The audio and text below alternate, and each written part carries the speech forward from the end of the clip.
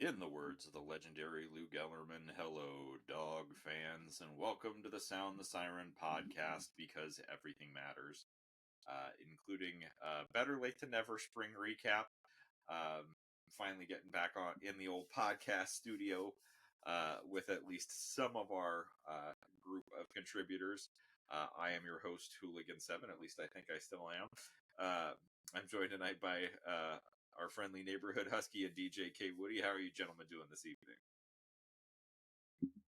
Doing great. Doing good, man. Doing good. Can't complain. All right. Well, we might not be lighting the world on fire here, but we'll move on into beverages. DJ, what you got tonight, bud?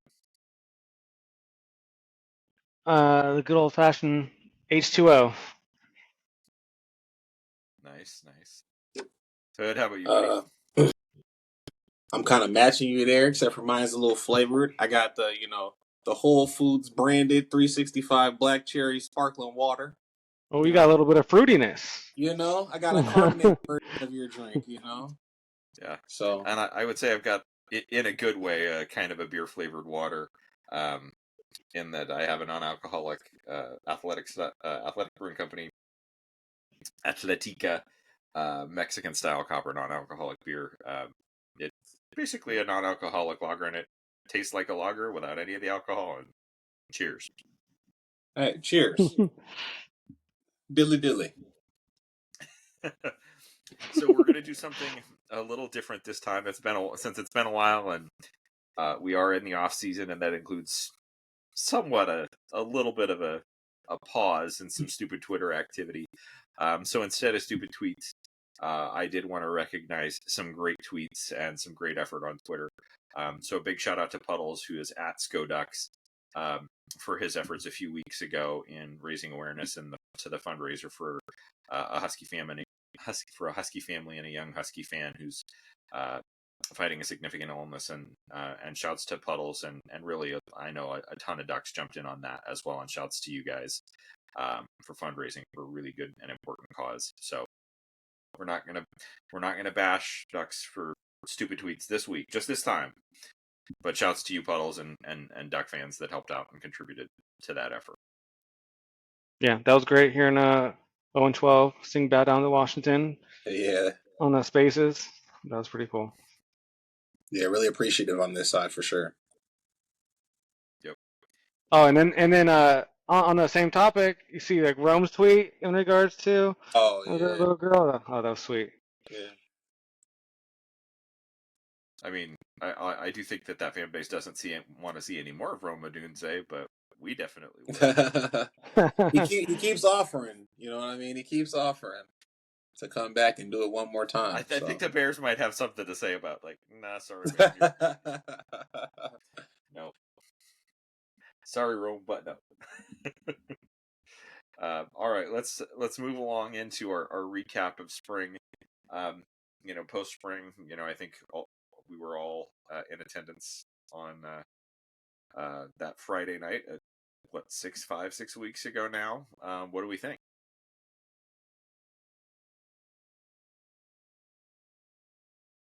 Oh, you got that? Go ahead. He had his hands full. He was watching the game, kind of. Yeah, that's. I would say just a little bit, just a bit less about just the game and just kind of overall spring. It was just exciting. A lot of people kind of, flinch when they see the turnover. But to be honest, that's, the most fun part of this sport for me personally, is getting to hear new names emerge, new young men getting the opportunity to, make a name for themselves. And we've had, a lot of underclassmen have to wait 2, 3, 4 years just to play, kind of with the COVID years and things like that. So there's a lot of guys that, we got to hear get some reps that we're really excited about. Guys like Denzel Boston, got reps last year, but rarely got targets, whether open or not. Rarely got targets. A guy I liked coming out of the previous class, Keith Reynolds. You see they're kind of utilizing work in the middle of the field. Played everything in high school, so excited to see him with the ball in his hands. And then young early enrollees, guys like Pocky Finau getting valuable reps early, and guys like Jason Robinson, getting out there and kind of flexing some wide receiver craft. Albeit small, may potentially be able to contribute. So just kind of seeing some new names pop out there, whether freshmen or some of these 3-4 year guys finally getting starter reps. Yeah, dude, Denzel Boston, he is nice. Like, I He's nice. mean, like he hasn't been able to show it during games. We've heard all the talks about practice, but yeah, he showed out for sure that game, and so he's gonna be a dude out there. Honestly, like I thought Will Rogers did pretty good. He had one terrible throw, it was no excuse. But outside of that, like he made some good throws, and so he has some good accuracy and good decision makers. And you can tell. I mean, he doesn't have that arm strength that you'd probably hope for, but it seems like pretty much everything else for a quarterback, he's got it. So like, if we get him some time, I think he'll do just fine, assuming he's a starter. And then with a couple guys at wide receiver. So, I mean, Jonah Coleman out there looks like a grown ass man. Like that guy he is so big and yet so short, but Yeah, he's I was a gonna say grown beast. ass man, but maybe not so much vertically. Yeah, that stopped What was growing it like? at like 12. What was it like 390, 385, 395 bench, and then he just front 395 front squatted squat. like, Oof. oh, get out of here, bro. Get out of here. Yeah. No, What? like one of my favorite plays from the spring game was I don't remember which defensive tackle was, but defensive tackle was right in front of him, and just because of how massive, like, and just like the dude built like a fire hydrant or like a Dodge Charger as opposed to a sports car, like just hit one of our defensive tackles in the center of the chest and 2 more yards because sorry, muscle and lower center of gravity, and I'm getting the extra couple yards. Yo, DJ, And kind that's of gonna happen. piggybacking off of what Hooligan said. Adam Muhammad running over, I think it was Isaiah Ward for the touchdown. Yeah. Another name that not only have like Washington writers and independent media kind of been speaking about Adam Muhammad. People out of Arizona have been telling us about Adam Muhammad, their writers and things like that. So that's really exciting to kind of see. We got obviously a solid duo, but with his movement ability and it seems like his physical preparedness and readiness, he may be a key. Yeah, I mean, to be honest, like to me, that's like exactly what you want in your third running back, like a true freshman that you can just mold and like not give him like every down back because that's hard for a young kid like that. But oh yeah, he's to me our legit third running back that we have. I think I might have said third down back, but I mean our third running back behind our two guys, and like yeah, he's gonna get some carries, and he's good size and strength for should be. I mean, he's a high school kid right now. I mean, might have just graduated. Like obviously graduated early, but yeah, he looked impressive out there too. And that's without even talking about Jordan Washington, who flipped after the Yep. spring and who Yeah. can Yeah. absolutely fly. I think to go back to what you were saying about Will, like I think, and I did notice, I think the wind was swirling a little bit during some of that Friday, spring. The intermittent sprinkles. The intermittent sprinkles. Some adjustment to the weather, but I think and I think he had some struggles early, but I think he settled down and he found a really nice rhythm. And that's something certainly that I think we can take a lot of, put a lot of faith or hope in going forward. That it's not going to. I think that'll look much more like what it looked like when he settled down versus the first, couple of series. Yeah, I know you said we don't want to take shots at some Ducks today, but shout out to the 5 Duck fans that showed up that thought it was a real prank of flocking the dock and didn't get the memo that it was just a joke. And continue to defend it as Yeah. a good idea, and that Oh, basically brother. keyboard warriors. Yeah. Yeah. that was so In the concourse looking dumb. Yeah. Oh man, I saw them and I literally couldn't stop laughing and I just no care, like I just stopped right in front of them, took a picture, and they all got pissed at me. But I had my 4-year-old son, like, what are y'all gonna do? And I just like walked away. But oh man, I couldn't stop laughing when I saw that. I would rather have Where a are root seats, canal than go watch Oregon spring game. For Yeah, free, I don't. bro. Like, What? I don't care if I live right across the street from the stadium. I'm not gonna go No. and waste my time. But for what? Congratulations. Were there any other players that you guys just like heard of that was, kind of caught you off guard, or somebody that you not have your eye on, or anything like that? I mean, it was. I mean, I think Vince Holmes got to play a little more in the spring game than he would have if it had been a real game, because a couple of those hits were, dude, you're doing Targeted. that to a teammate? Come on, man. I appreciate it. Same team. Yeah. But I appreciate the energy. Of course, we don't want any injuries, and particularly we don't want one impacting Grady Gross. But I think we've got a good backup place kicker if we need to, and our starting linebacker wearing number 42 from Redmond High School, and Agreed. Bruner. Maybe that QB4. Yeah, maybe QB. Yeah, it could be QB4. He could be QB.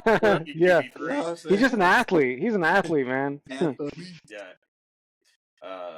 Carson Bruner, All-American and All-Conference coming soon. I won't say. Oh my God. Yeah. All-American might be a bit of it might be a little too spicy to take this early, but an All-Conference player. We know it's in him.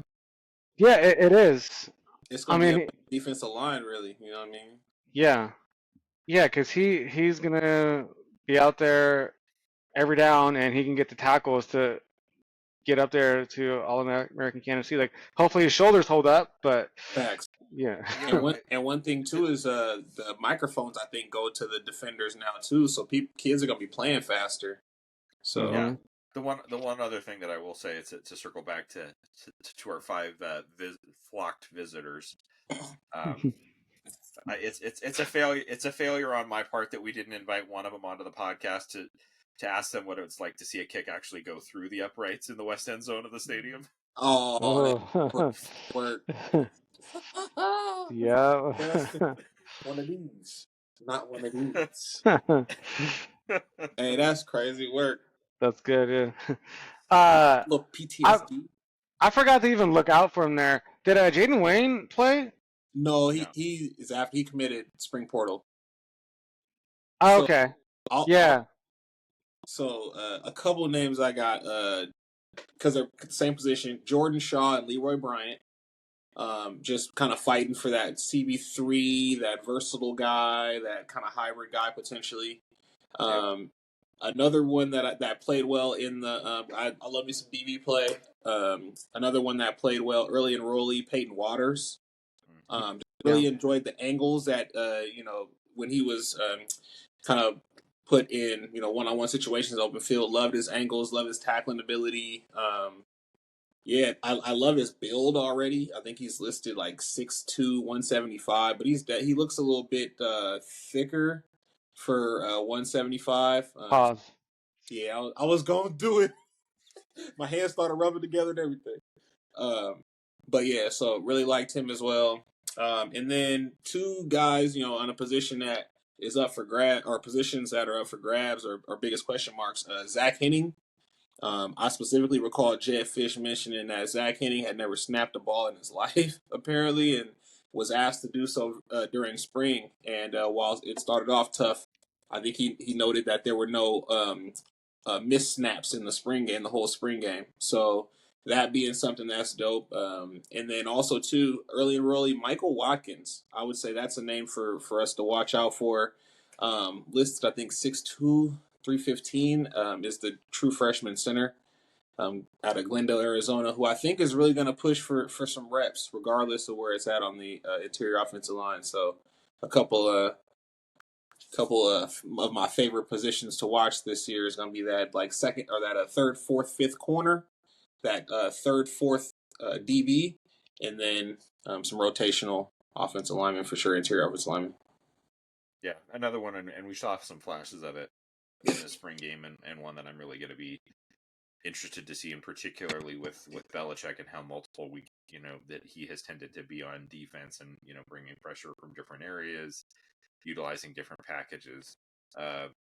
the San Jose State transfer Brian Parham. That Yep. kid can, for a linebacker, wheels, like, and he's gonna come off an edge and catch somebody, maybe a couple of quarterbacks blind, and ball's gonna be going the other direction because that man moves. Agreed. Yeah. I mean, we've talked about it. Go ahead. Oh no, I was gonna say movement skills are really. I don't know if the size is there yet, but movement skills and potential in future, I would say watch out for Russell Davis. He looked really good in the game. Just kind of watching like how you're trying to win and if you have a plan and all those types of things. And it just seemed like he was actively working on that kind of stuff, and he was pretty effective. I know there was often times where Damon felt pressure, and I believe it was oftentimes because of Russell. I remember times he was trying to get out and he tapped him already or whatnot. So I believe that was 99 Russell Davis for sure. So another name. And I mean, certainly, you could see there was a ton that you could see from Damon Williams.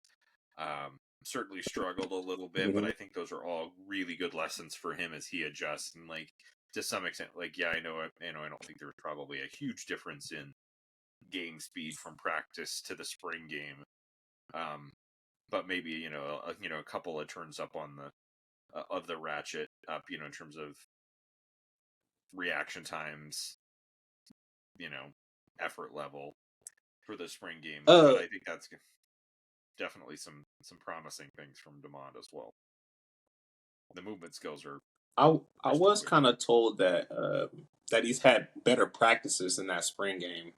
Yeah. So I kind of was. What I'm saying is that it kind of surprised him that he played that. It kind of was a little like deer in the headlights. But that's when you find out. Like that's Yeah. You find out when you got a crowd, you got people watching you. So I heard he's been sharp in practice and stuff like that. So that's why I was kind of like, okay, all you need is the reps at this level. Okay. Yeah. Well, yeah, that's what showed. Like when I was talking about Will Rogers, like he's been playing in front of large crowds for a while, so he knows what it's like. Or so this is his first time out there in spring game. So yeah, you can definitely see the difference with that. But I mean, yeah, just get him more reps. He'll get better. He's gonna be a true freshman. Yeah. And I mean, I'm pretty sure it's something we're going to talk about. But what we have 26 or 27 like portal guys or something like that, and then there's like 5, 6, 7 high school kids that are coming in the fall as well. So like the spring was just cats getting reps, and unfortunately you lose Marmar not having like a third team offensive line. You know what I mean? So he can't really get his reps, but a lot of our depth got a lot of reps in the spring. So and some starters obviously, but yeah.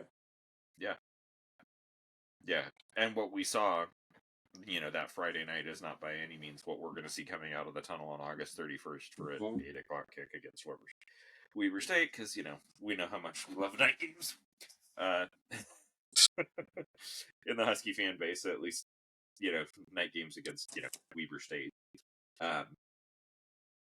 But it's going to be a very different team, and I think obviously the big key, and we've talked about it a ton, is, the biggest unanswered question is still the offensive line. Hood, I think, great points about Henning and Watkins. I wouldn't, with the size, I wouldn't be surprised to see Moose get his 4 games, if not more. I mean, this staff is known for playing freshmen, and that is the biggest area. And like at a certain point, if you've got size, you've got size. Hockey. And yeah, Pocky. I think some of the, I think there's definitely a lot more weight to build for some of the other, that just aren't there physically yet. Some of the other younger players in that room.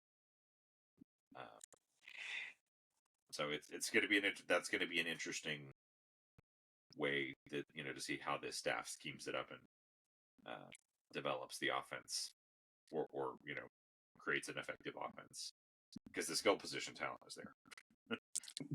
Did Fish have an interview or something today? Because I'm just, if you look at like Softy's yeah, he was on Softy's show today. Okay. Yeah. because I'm kind of going through those, and it's kind of there's some nice little um, you know drops in the ocean, kind of giving us some indications on you know some insights on the team right now. Yeah, and then Danny Sprinkle was on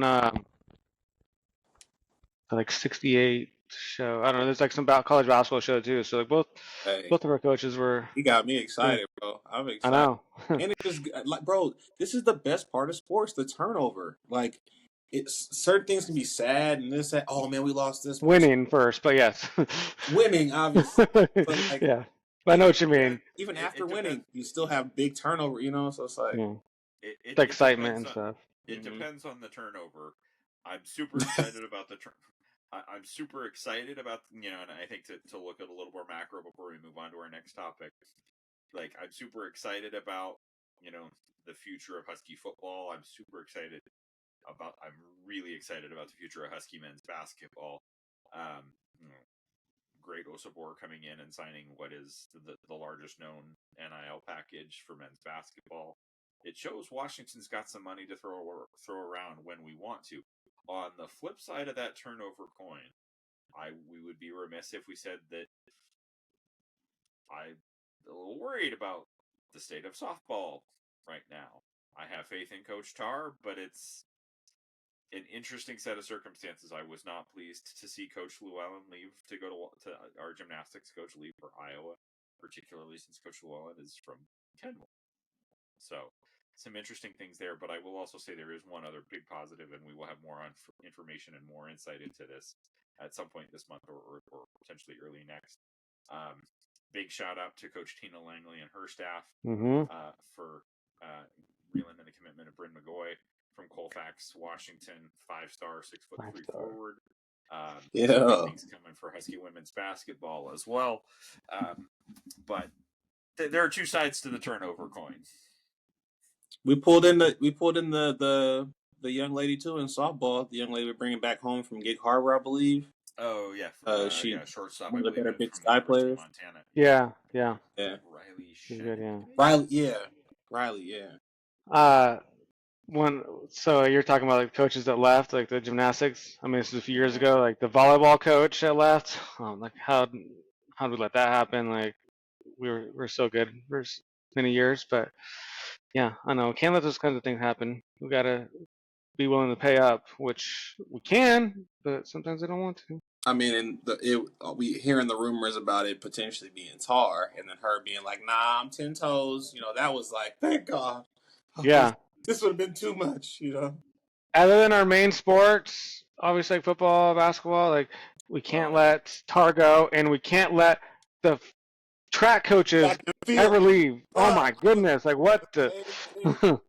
Well, oh my track God. coaches Oh. and shouts to the now 20-time IRA national champion varsity 8 Washington Huskies. And I was correct. I was close. It's Riley, but it's Riley Peshek is the transfer from Okay.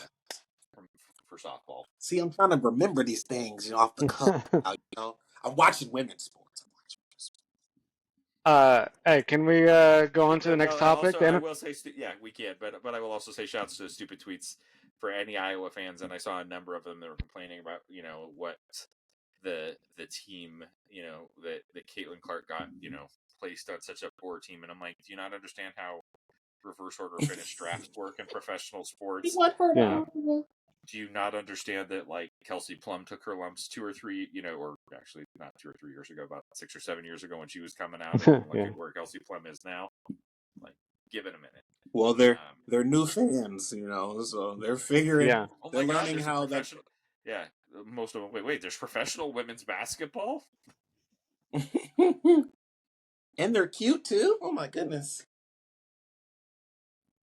That's what's doing it too. That's helping, bro. I mean, everyone loves that girl that plays for the Sparks. Forgot her. Yeah, more power to them. Yeah. Anyways, NFL draft. Yeah, We haven't talked about that yet. Well, yes, on our pod, right? We have not, and we do need to talk about the NFL draft and the Washington Huskies becoming the first program ever to have a quarterback and 3 receivers go in the top 3 rounds of a single draft. Let's see, what was it?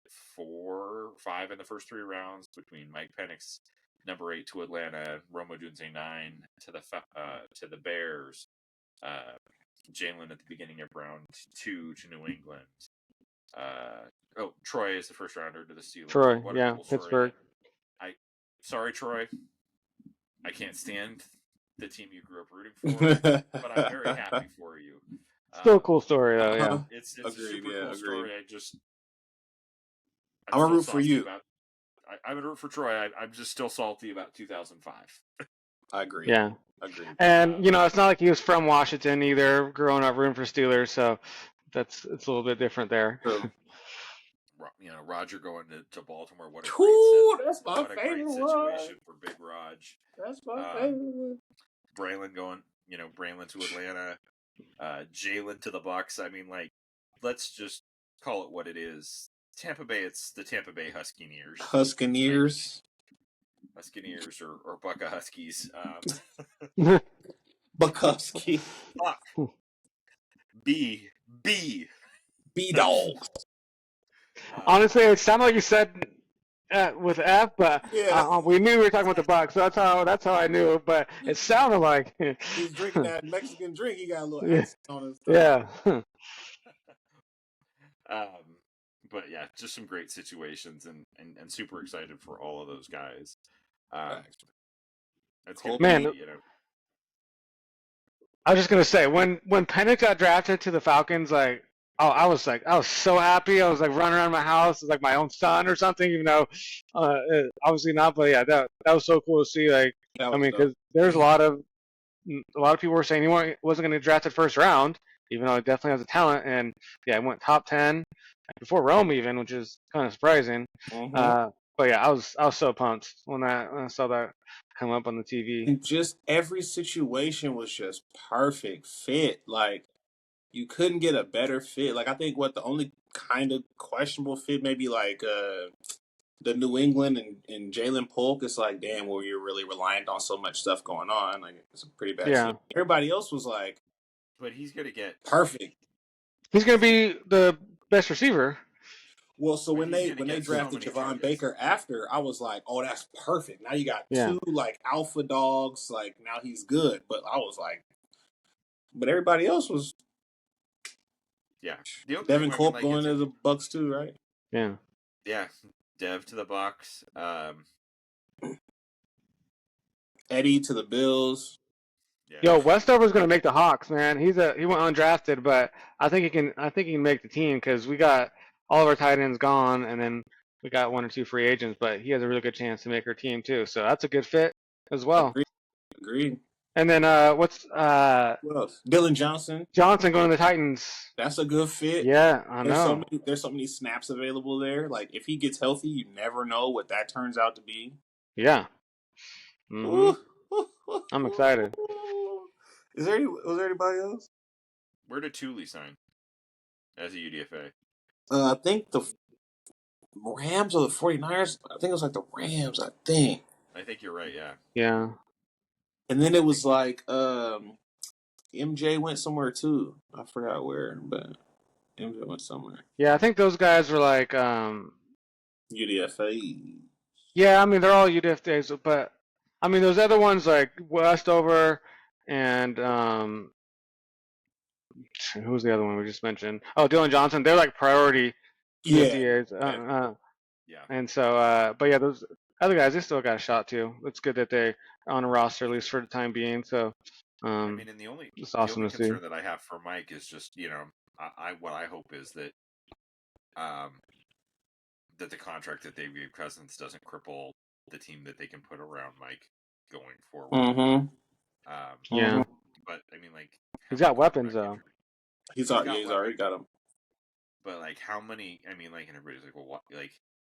Yes, there's a lot of question about. They build a defense. Right. That's they ain't got no money for the defense. So we got 3 Huskies on that D line. Right. I mean, it is weird what Atlanta did. won't lie. Like, why pay Cousins all that money to draft Penix top 10? But it could be a good fit. Like Hood was saying for Penix. Like a lot of these guys are just thrown in, playing first game, and they're not ready. And even though Penix might be ones that could be ready because he's in college for 5-6 years. But like it's proven that more often than not that when the quarterbacks have to sit for a year or two, it works out better. I mean, obviously it's not every time, but it's more likely to be better to learn from a good veteran like Kirk Cousins, and then And develop they from there. like why like if we go out and pay a guy like Kirk Cousins, we're expected not to ever be top 10 again. So like while we're up here, let's just grab the most valuable position QB and of the then future, yeah. to build the future. And then you can kind of through the draft and stuff like that, build a defense, maybe get one or two big pieces every year. Because you got everybody on rookie contracts, Drake London and Bijan and all those guys. So I mean, you signed Caleb, you got your tackles and stuff. So I mean, it was very interesting. But when you see like their Raheem Morris's little process, when he was like, you thought we were gonna let you go by us, so they had that in their mind since that visit, So that was like, damn, like did he interviewed that well, or you guys wanted him that bad? Well, I mean, and the other thing is like, I think last year set like a new record in terms of like quarterback number of quarterbacks that started a game in an NFL season. I mean, yes, the season is now a game longer, but like, Boom, how many snaps did Aaron Rodgers take in New York last year? facts. And it's not like Kirk Cousins. The Cleveland Browns situation. Yeah, Kirk Cousins is not exactly Cal Ripken in terms of his history of consecutive games played. So, and an Achilles that's real. That's real deal. So at that age, too. Was he like 35? At least mid-30s. But yeah, so I think more to come on that, and I wouldn't be surprised if. I don't know. Let's get. Do we want to get a little spicy and do an early prediction of how many Huskies get drafted in 2025? Ooh, I can't. I'm just throwing out numbers. We don't even know who's playing in the fall. Like, yeah. Will Man. Rogers and Jeremiah Hunter. Yeah. Oh man. Maybe McKellar Bruner. Zotup, maybe. Yeah. Jonah. Sebastian Valdez is probably if he has above average season. Yeah. Price suck? Ephesian. I don't think he's going. I don't think he's leaving. I mean, I don't know. I'm just trying to figure out some guys. I hope they all come back. Yeah. They all can come back except for the ones that can't. Let's run back 2023 in 2026. Yeah. Or no, 2025. Like, one name we're forgetting too that I think is going to have a lot of reps at linebacker is going to be Drew Fowler. So I'm curious if he carves any type of UDFA opportunities or because special teams is changing too. So you may need to have everybody out there that needs a tackle now. You see Andy Reid or whoever they're. I forgot who was mentioned. I think it was Andy Reid, where he was like, "Well, we might have to on kickoffs have like an actual person that can tackle instead of having the kicker out there." So yeah, that might be Bruner. You see what I was saying? So draft value through the roof. Yeah, that'd be crazy. Top 15 You're pick. Kickoff Kick and tackle. Yeah, and tackle the guy. And in the rounds. And then I'm excited to see. I mean, I guess going back to the NFL draft, but Rome out there, like with the wide receivers and Caleb Williams potential. Great situation. That's gonna be crazy. Keenan Allen, DJ Moore, yeah. The offensive line is above that. Like, bro, come on, man. Who's their running back? Is it Herbert still? No, man. I thought they got somebody. David Montgomery. I don't know no more, bro. Shit. Oh well, they had them last year. I took a break from the NFL for a while, bro. I'm a born again Seahawks fan. Okay. Yeah. I'm a born again Seahawks fan, man. From last year. Oh, they got Swift. They got DeAndre Swift from the Eagles. Yeah, and Lions. Yeah, I knew they got somebody, and they paid him some good money. He got the Bashan boy. Yeah. Hey, bro, DJ, quick little squirrel side note, bro. I am garbage at basketball now, bro. It makes me so mad, bro.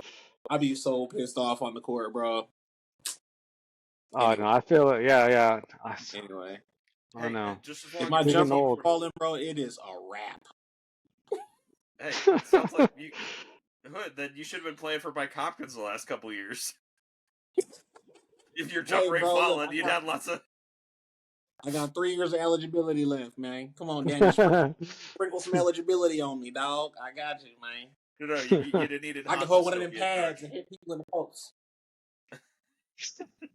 Just give me one of them pads. Yeah, but That's all I need. all right. I think we can move on from the NFL draft topic and kind of say one final, unfortunate and sad, the last sporting event in what has been the Pac-10, Pac-12 conference is now been concluded, and what a real. I think we would be remiss in not mentioning the fact that Bill Walton passed away at the same day that the Facts. conference essentially did. Um, That was wild.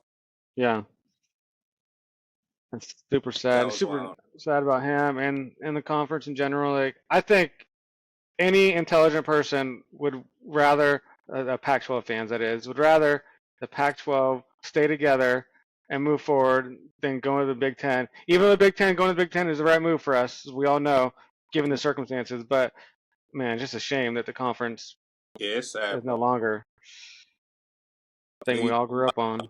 Anything about opportunities to, kind of merge with the Big 12 that we kind of turned down and then took just a couple schools. What We could could have have been? already been one of those super conferences. You know what I mean? And what happens with Texas and Oklahoma at that point? You know what I'm saying? So it is what it is. There was all the opportunity and also simultaneously all the incompetence and greed at the same time. So No, but it's all UW and Oregon's fault, right? Like man, we're the ones that fall for everything. I Not the Pac-12 presidents, not Larry Scott, man, not the media. but the football fans. Yeah. We are to blame for the Cougars' lot in life because we've just created too much of a specialty beating that ass. So Yeah. I mean, It's sad. At least we it still really get is. some of our games. You know what I'm saying? yeah. At the UCLA's and the USC Oregon game. Well, there will Yeah. be 3 former Pac-12 teams in Seattle next year. Hmm. Cougars are Who? here. Oh, USC's here. Yeah. UCLA's here. And true. yeah, we play 4 former Pac-12 teams, so kind of It's similar. a third It's of our gonna be schedule. interesting. Yeah, man. Just after obviously Iowa and Penn State are games that are intriguing, in theory, Hmm. but I just heard they're both super tough to kind of get to, Yeah. which can That's what kind I of heard suck. too. I mean, the East Coast little trip may be the one this year. Just like was it Rutgers? Yeah, Rutgers. On a Friday night, right? That's what we play them on. Yeah. Yeah. And Northern is Oh, here. who? What? Yeah, Northwestern's here. Yeah. Northwestern's our first. Damn, that would have been fun. Well, I mean, you know where they're playing at this year, though, right? Like Oh, you're right. they don't have like their regular stadium. Yeah. It's like something super small and weird. Oh, see, that's whack. So it's a good year to not go there. Are we gonna play USC? Obviously, we're gonna play Oregon every year. Are we playing USC and UCLA every year going forward? I know they put no. No, Okay, I remember they put their I schedules. think Like, they're. To be honest, bro, I think they're going to try to fit it in just because of the flights and the proximity. They're going to at least have we're going to at least have 2 of them every year, probably, just yeah, for trips. hopefully.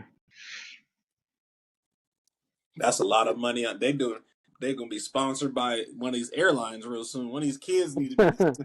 Shit. Alaska, come on. Alaska God, Airlines no. Field. Yeah. Big Ten need to merge or something, do a deal with one of these airlines or something, because it's about to get hectic.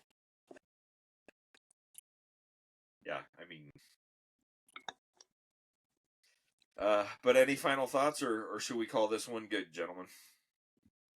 So saran wrap. Yeah. Wrap it up. All right. Well, Wrap it everybody, up, thanks. B. Thanks for listening. We'll be back sometime soon. We'll get into a little bit of a deeper dive on recruiting. That's something that's definitely on our to-do list. We will be starting the Montlake Memory series here very shortly. Final dates and times exactly to be determined. But keep it tuned to us. Obviously, as always. I will also mention, if you can, if you're listening to us on Apple Podcasts, please do leave us a 5-star review. It does definitely help. If you watch us on YouTube, or if you'd like to, please give us a subscribe on YouTube. Thumbs up, notifications. It definitely does help us raise the brand and awareness of the program. Or the podcast, and we are trying to raise positive awareness of the Washington Huskies program in general. But thanks for listening. Go Dogs. Go Dogs.